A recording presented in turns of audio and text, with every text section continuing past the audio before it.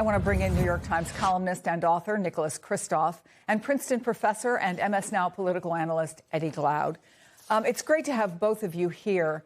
Nick, to be fair, we've seen this before. Vietnam, Iraq, Afghanistan, the people in charge accused after the fact of focusing on the parts of the war going well, not the parts going poorly.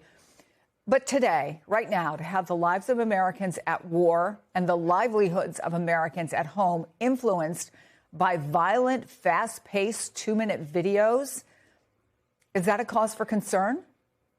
You know, Chris, I don't really begrudge President Trump watching a 2-minute clip of videos in Ukraine. I think, officials like to watch those as well. But what I do begrudge is him not getting the other material, which is crucial. I mean, what he needed before the war was to get better information about the fact that Iran could close the Strait of Hormuz, about what would happen if he did kill the supreme leader, and the prospect that would actually result in a more hardline country, that if you killed Larijani, that you might end up turning Iran into more of an IRGC-led country. And, now with the prospect of him perhaps attacking Hart Island, I'm not...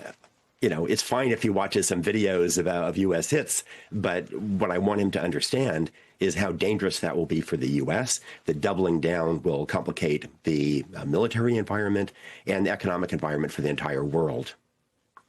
You could certainly argue, Eddie, this is really part of something bigger. There's almost this fixation on U.S. military power and strength, because even while the administration is talking about trying to broker a peace deal, this is what Defense Secretary Pete Hegseth had to say.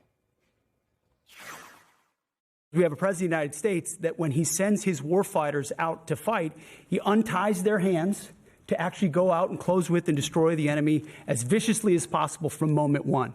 And that's why we see ourselves as part of this negotiation as well.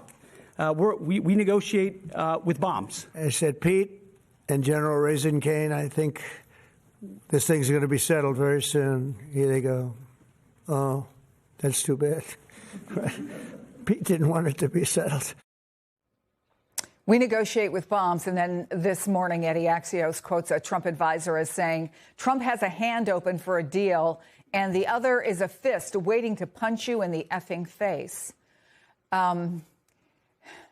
This is a lot of threats, right? And I wonder what you make of this approach. Well, I think there are a number of things. First of all, it's great to see you, Chris. I think there are a number of things at work here. One, it's the bombast of boys. Pete Hegseth's version of muscular Christianity. These adolescents who believe that their bravado constitutes a military strategy.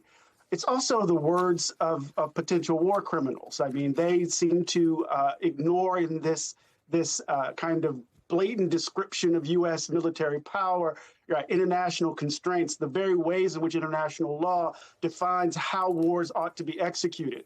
So I think we need to understand it for what it is, and that is that we have some very insecure men who are leading the most powerful military in the world, and they're acting like adolescent boys or frat boys, claiming that they can destroy anything that they want to.